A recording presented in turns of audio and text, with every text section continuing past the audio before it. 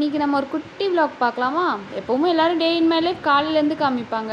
ஆனால் என்னோட டே in my life எப்போவுமே நான் எங்கேயோ வெளியே போகிறேன்னா அங்கேருந்து தான் காமிப்பேன். இதுலேயே தெரிஞ்சுக்கும் நாங்கள் வெளியே போகிறோன்ட்டு. எங்கள் பாட்டி ஊர்லேருந்து வந்திருக்காங்க. சரி, அவங்களுக்கு இந்த இடம்லாம் தெரியாது, சுற்றி காமிப்போமேன்னு எங்கள் பக்கத்து தெருவில் இருக்க நெக்ஸஸ்க்கு போயிட்டோம். இது என்னவா உங்கள் வீட்டுக்கிட்ட இருக்கான்னு கேட்டிங்கன்னா, இல்லை, ரொம்ப தூரமாக தான் இருக்குது. ஆனால் யாராவது வீட்டுக்கு வந்தாலும் இங்கே தான் கூட்டிகிட்டு போகிறோம். அங்கே ஷர்ட்டையும் பாட்டமையும் ஒரே பேரை தனித்தனியாக பிரித்து வச்சு அதுக்கு ஒரு ரேட் வேறு. தான் சுற்றி முடிக்கிறதுக்கே லேட் ஆகிடுச்சு. சரின்ட்டு ஃபுட் கோர்ட்டில் போய் கொஞ்சம் சாப்பிட்டுட்டு ட்ரெயினை பிடிச்சி திருப்பி வீட்டுக்கு கிளம்பி வந்தாச்சு. உங்களுக்கு ஃபோட்டோ எடுக்கிறதுக்கு ஸ்பாட் தேவைப்படுதுன்னா திருசுனமுக்கு போங்க. அங்கே இருக்க மவுண்டெயின்ஸ் கூட எடுக்கும்போது செம்மையாக இருக்குது பார்க்கறதுக்கு.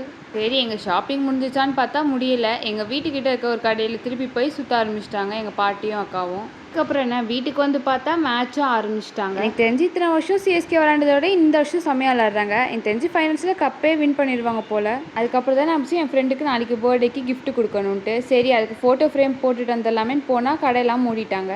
எங்கள் அம்மாவும் சரி கடை தான் மூடிடுச்சு, அப்புறமா எனக்கு ஃப்ரேம் பண்ணி கூட இப்போ உட்காந்து படிமா, செமஸ்டர் எக்ஸாம் நாளைக்கு உட்காந்து விளாண்டுட்டு இருக்கேன்னு கேட்டாங்க. சரின்னு எங்கள் அம்மாட்ட சொல்லிட்டேன், நாளைக்கு எக்ஸாமுக்கு நான் நாளைக்கே படிச்சு எழுதிக்கிறேன். இப்போ நான் என் ஃப்ரெண்டுக்கு ஃபோட்டோ ஃப்ரேம் பண்ண போகிறேன். ராத்திரி ஒரு 12 மணி வரைக்கும் உட்காந்து பண்ணிட்டு இருந்தேன். கேட்பீங்க, செமஸ்டர் எக்ஸாமோட எனக்கு ஃப்ரெண்டுக்கு கிராஃப்ட் கொடுக்குறது முக்கியமானு கேட்டிங்கன்னா எனக்கு தெரியல, அதான் முக்கிய மாதிரி தோணுது போல்.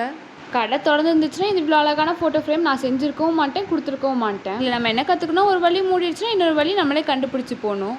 இது வரைக்கும் எனக்கு எப்படி ஃபோட்டோ ஃப்ரேம் பண்ணணும்னு தெரியும், நான் செஞ்சதில்லை. ஆனால் ஃபஸ்ட் டைம் செஞ்சு பார்த்தேன், நல்லாவும் வந்துச்சு. அதுக்குன்ட்டு என்ன மாதிரி ஒரு வழி மூணா இன்னொரு வழி போய் பண்ணுறேன்ட்டு எக்ஸாம் வச்சுட்டு இப்படி பண்ணாதீங்க வேலையை. அப்புறம் என்ன, இந்த வீடியோ உங்களுக்கு பிடிச்சிருந்தா லைக் பண்ணி ஷேர் பண்ணுங்கள். பாய்.